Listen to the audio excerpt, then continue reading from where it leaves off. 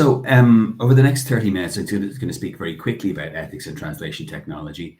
And my view is broadly positive, but that translation technology and machine translation in particular, which is the main focus of the talk, brings a lot of good things, but there are reasons to be careful and cautious in our use of it. So there's a lot more talk about ethics in translation in recent years and months. There's a couple of recent books. There's this new book upcoming by Joseph Lambert on translation ethics. The first section of my talk comes from a section on business ethics in translation by myself and Marta Rocky from the Routledge Handbook of Translation and Ethics. And most of it comes from the Machine Translation for Everyone book. I have a chapter on machine translation and ethics from the Multi-Train MT book that was edited by Dorothy Kenny, my colleague in DCU. So I'll speak about business ethics, about technology ethics, and a little bit about risk and responsibility. If you have any questions or comments, please add them in the chat. I'm trying to keep up with them on my phone at the side, and hopefully that'll work, but otherwise I'll come back to them at the end. And in the past, there has been some writing about ethics in translation. Maria Timoshko and Christina Abdallah wrote about asymmetries of power. Joanna Drugan on social responsibility, responsibility to clients. Andrew Chesterman and Anthony Pym on relationships and the importance of trust. The book by Anthony Pym on translator ethics from 2012 is really useful. And more recently, Joseph Lambert, who I mentioned, and Mary Phelan, written about codes of ethics. And Michael Cronin, and more recently, Gökhan Firat on distributed production networks.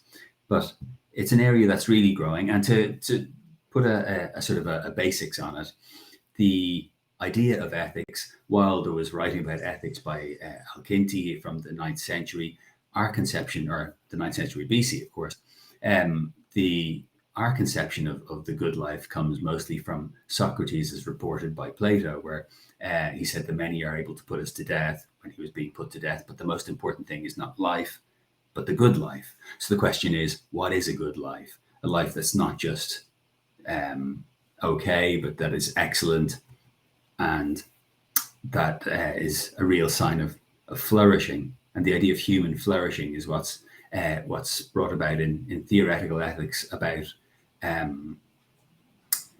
virtue ethics. So the idea of human virtues, what can make humans flourish. So when we're talking about theoretical ethics, we'll ask, what is the best theory of the good life? So it might be virtue ethics, as I mentioned, the idea of human flourishing, or deontological ethics, trying to follow a set of rules and guidelines, the sort of thing that we often see in translator organizations. We see different rules and guidelines to follow that will guide us with ethical behavior. Or there might be a sort of consequentialist approach where we try and think of the consequences of our actions. And based on the best consequences, that might be the right or a wrong decision to take. So trying to decide what is right or wrong, good or bad, that's what is behind ethics. So to try and help us with these decisions, we have applied ethics that will help us to ask, how should we act in this or that situation based upon our best theories of ethics? And this is where we have things like computer ethics, data ethics, business ethics. And I think I can hear someone a little bit, so please mute if you can. So, for example, in business ethics, this has changed over time. And in 1970s, the profit credo of Milton Friedman, the social responsibility of a business to increase its profits, was really the all-pervading thought. But more recently, we've had this idea of corporate social responsibility. So here we have the pyramid of corporate social responsibility from Carroll from 1991. And Carroll suggests that there are economic responsibilities that are most important: to be profitable, the foundation on which all others rest, to make sure that you're successful. But that motive is limited by the law, and subordinate to that are the legal responsibilities, the responsibilities not just to obey the law, but to follow the spirit of the law, as the law of society's codification of right and wrong. Subordinate to legal responsibilities are ethical responsibilities: to be ethical, to do what is right, what is just, what is fair, to avoid harm, to look at societal mores and expectations and follow those. So it's beyond just guidelines. And then philanthropic responsibilities to be a good corporate citizen, to contribute towards education and social causes. But you can see that economic is most important, and then the others are, are of subordinate importance. But more recently, then in 1994, Elkington put forward the triple bottom line, the idea of people, planet, and profit all being of equal responsibility. And he came back to this in 2018, saying that this was intended to be to try and inculcate system change rather than just be a sort of way of accounting one versus the other. But essentially, the idea of having people, planet, and profit as most important came from this sort of era. George also wrote about the importance of respecting the rights of employees, consumers, and society in general. So increasingly, we're seeing this idea of the importance of ethical responsibilities, sometimes as a fig leaf, as a way of trying to make your company seem better, but in other cases, really bring it into the spirit, to the mission of a company. In translation, we see several different coexisting modes of work and value models. We see casualization of work, globalization, digitalization. An employer might compromise on quality while still producing a fit for purpose translation. And Anthony Pym has written about how there's an added cost then in deciphering text that's moved to the end user. So if a text is of slightly poor quality, that means the end user has to make an extra effort to decipher it. Joseph Lambert talked about a set of universal moral standards drawn up by Schwartz in business ethics, and how some are immediately called into question in the translation codes of ethics, where he wrote an article in JOS Trans in 2018 about how perhaps we need a code of ethics for codes of ethics. And then there are issues of ownership and copyright that Venuti brought up, and that's something that I'll come back to in a little while. More recently, Dominic Millay, who is a priest who writes a lot about business ethics, talked about the purpose of a company, how we might have a shareholder approach, trying to maximize the return on profit for shareholders, or look at stakeholders. And stakeholder theory is a theory that's used in a lot in business ethics, trying to look at all of the people who are linked to a company, who are affected by a company, maybe dividing them into the most important ones, so-called normative stakeholders, or those a little further afield, derivative stakeholders, or perhaps the common good approach. And he puts forward the idea that we can take ethics as a guide. If we take ethics as a guide for human excellence, then business ethics can be a guide for human excellence in business organizations. So the idea of flourishing, not just a company, but as an individual within that company. Again, it's a little bit noisy, so I don't know, Lucas, if you try muting everyone.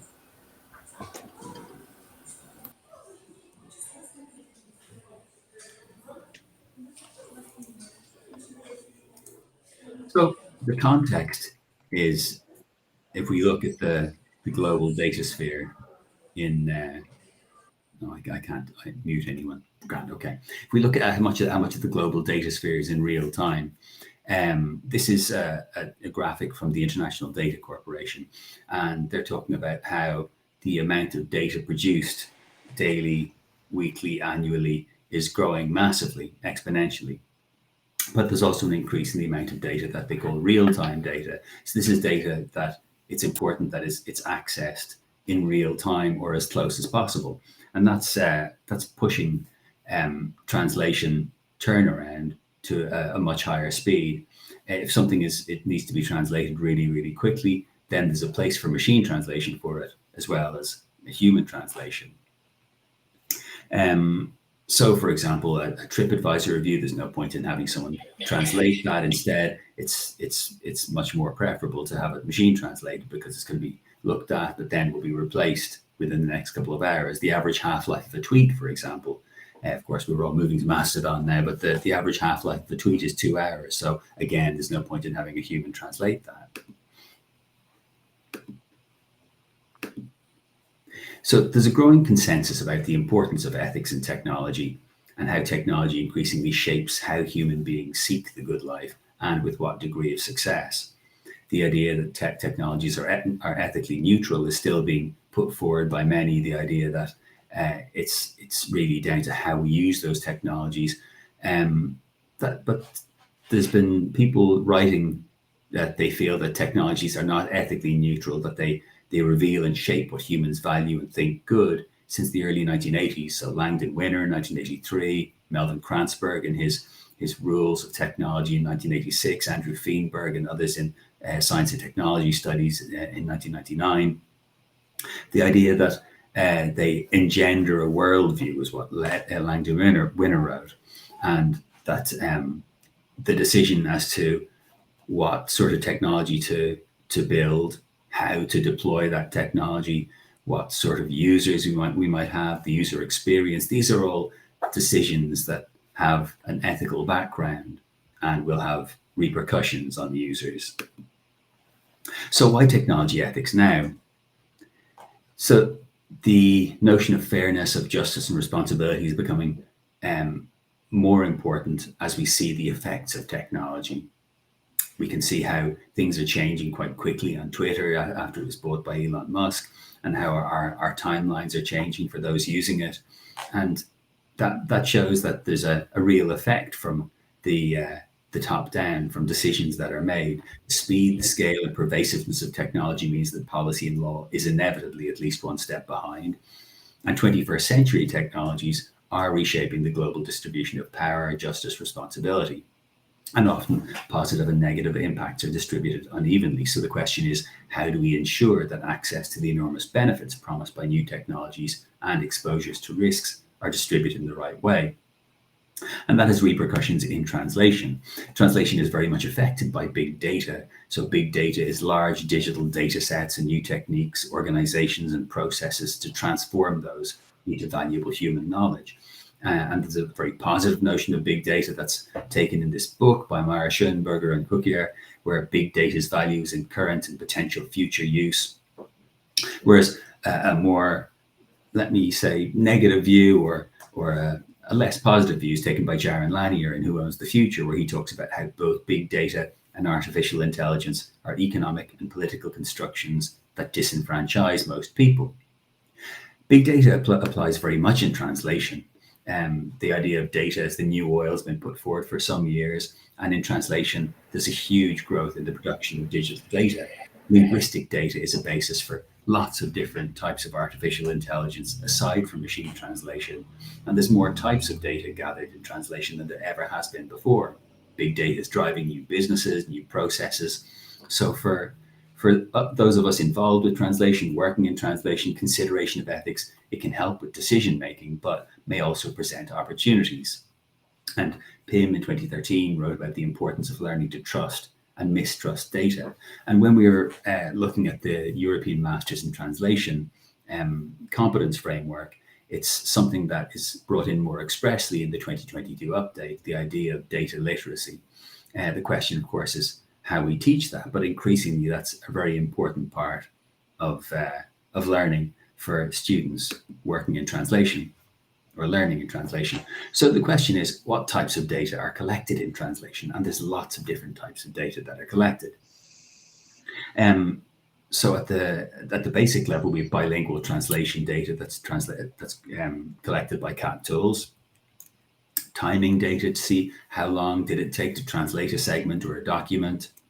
Timing data to see how long a user was active on a task. So increasingly, CAT tools feed back telemetry data, the sort of data that registers when you when there's a key strike, or when you use your mouse, or how long you're active on a task. This is generally used for improvements at the back end, and not to recombine or recompose the text you're working on.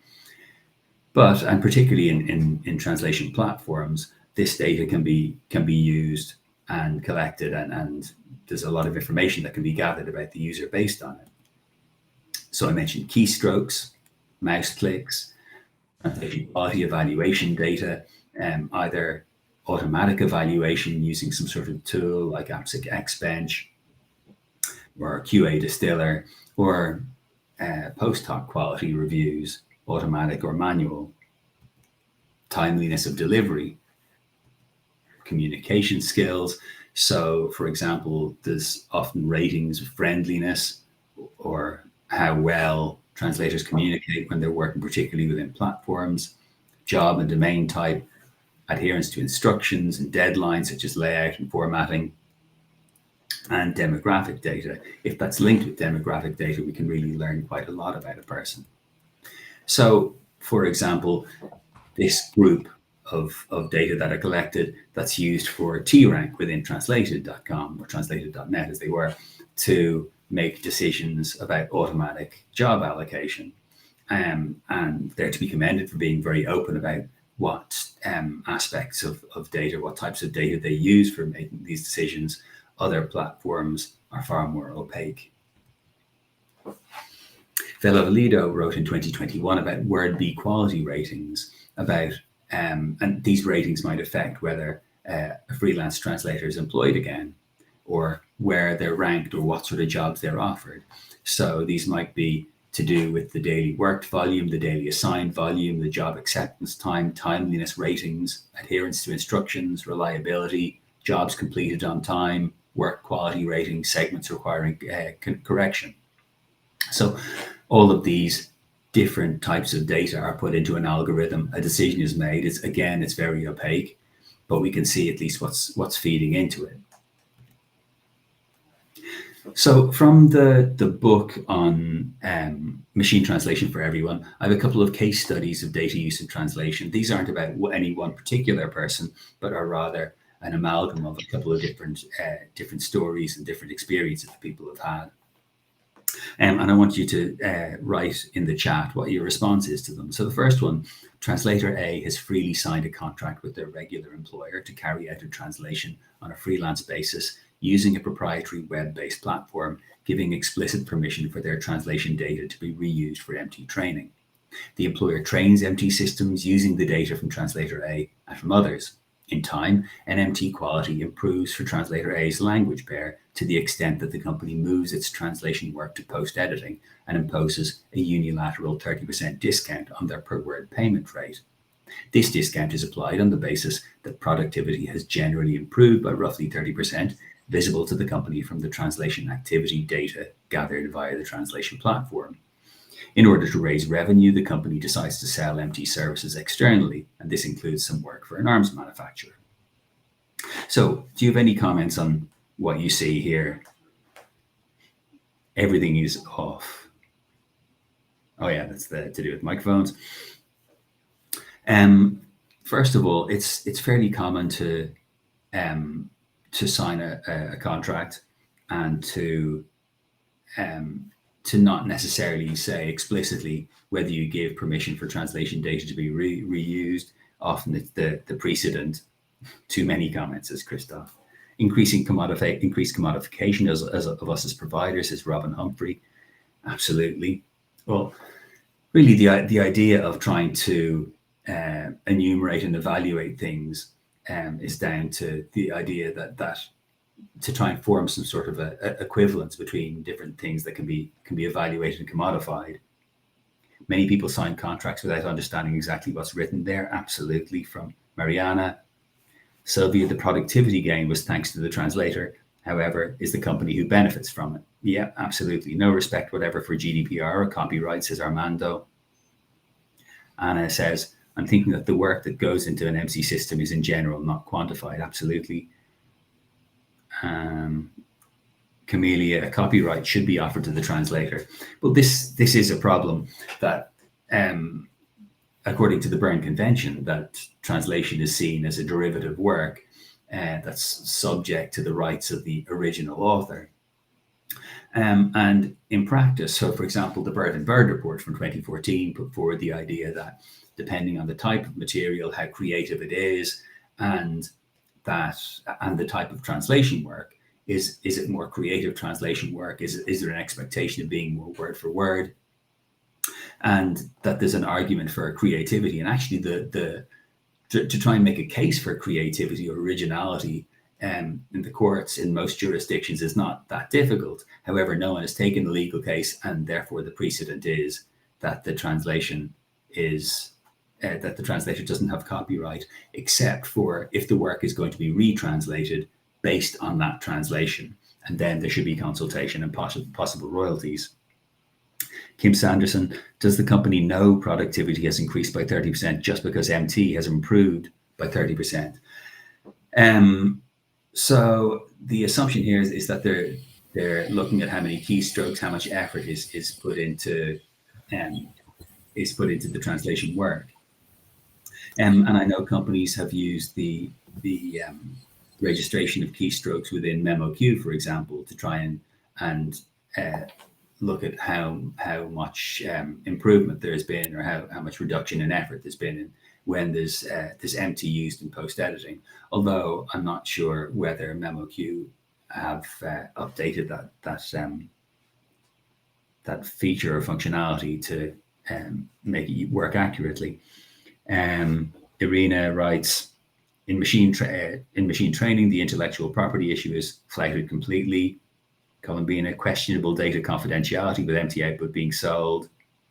Martinez, astonishing. Robin, simply encourages me to aim for specialization in direct clients who do not necessarily know or care if I use MT or not in the work I provide for them.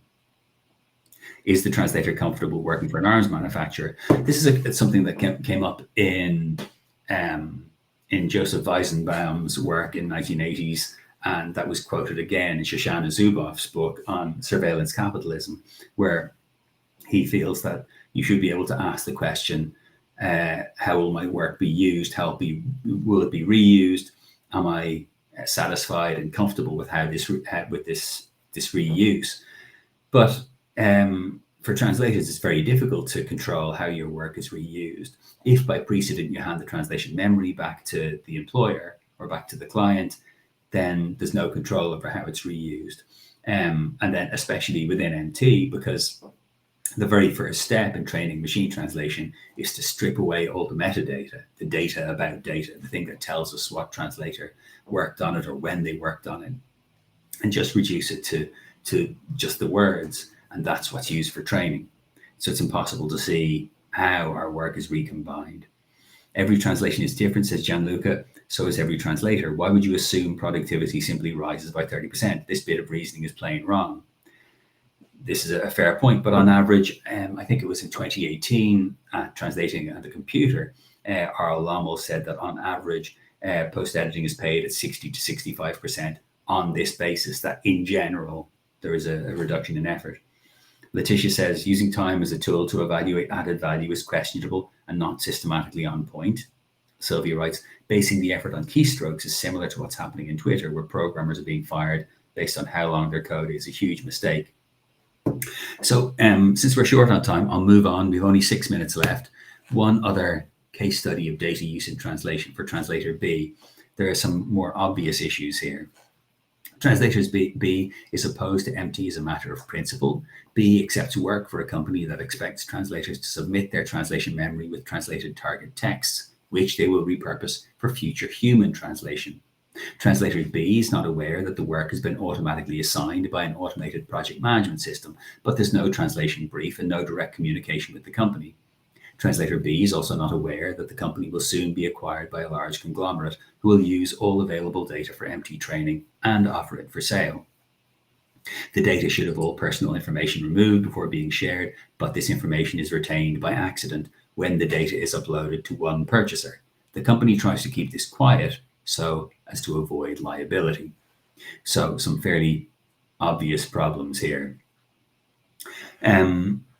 The avoiding of liability and not revealing a data breach, you would think that it would be helpful for a company if they're honest if there's a data breach, but in fact it's been found that if they reveal a data breach, then there's generally a loss in shareholder value if they're publicly traded, and that there's a loss in customer trust.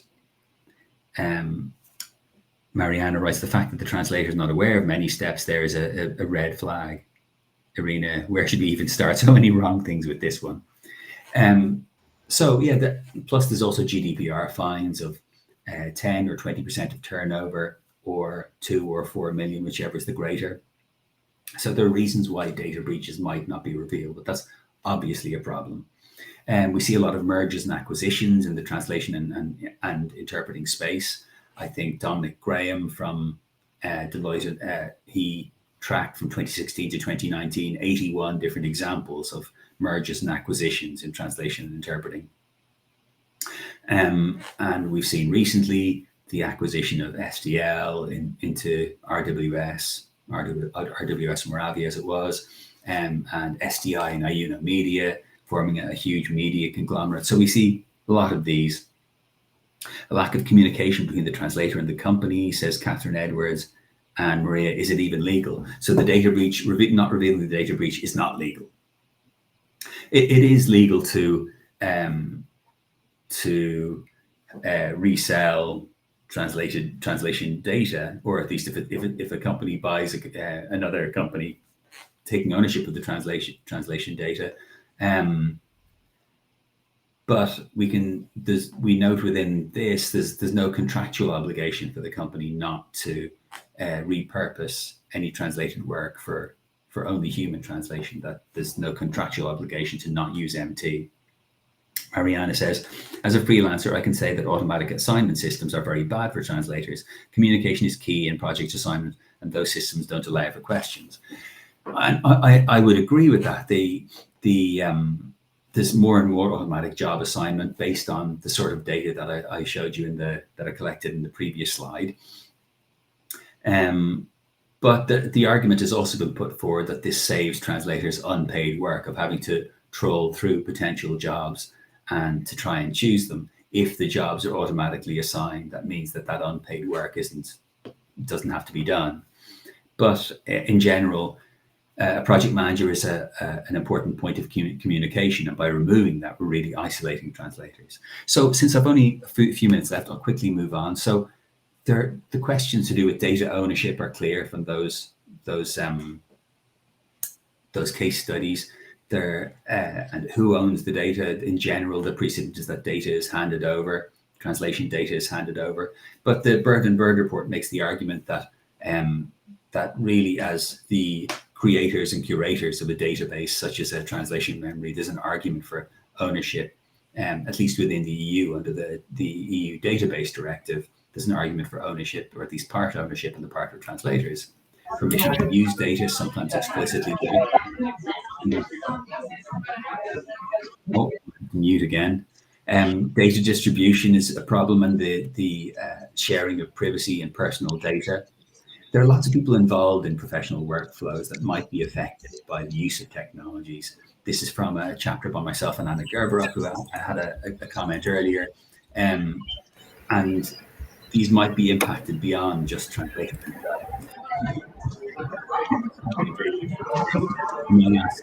Michael, mute, please. Thanks a lot. Translation before I'm not different typology of translation risks, where at the lower end we have communication. Michael, can I ask you to mute, please? Thanks. Where at the lower end we've got communication being impaired or impossible, then loss of reputation, financial damage, legal consequences, and at the higher end, damage to property, injury, or death. And there are lots of risks depending on the type of material being translated and the type of translation. Kanfour and Ottman's publications on this are really interesting. They also write about liability regarding the use of machine translation in an article from 2020. So I recommend having a look at those. I don't have time to go through it right now. And increasingly, we're seeing the automation of risk-driven sampling. So this is from a paper from the Machine Translation Association at the Americas conference earlier in 2022, where they're trying to automate risk based on the types of errors. And we see that based on a central issue database, they'll try and look automatically for risk and try and see whether there's something that should be checked by a human or not. So if it's seen as low risk, then it might not be reviewed. But since I'm running out of time, in closing, as translation technology, including MT, improves, it facilitates more communication, but these sort of ethical concerns should be considered by developers, translation buyers, agencies, translators, and consumers of translation. And when working with MT and using it, consider value, risk, shelf life of the text. These sort of considerations are important as to whether or not to use machine translation, and consider how it should be incorporated in the fit with your values, purposes, and principles. Thanks very much. Apologies for rushing. Thank you very much for your comments, your questions. Here's my email address, Twitter link, and new Mastodon link. Thanks very much, everyone. So thank you very much just for the presentation, and thanks everyone who joined in. Please, if you have a moment, go to Slido and use this code that I posted in the chat now to share your main takeaways from this session. And 1 minute ago, we are starting with the next one. See you later.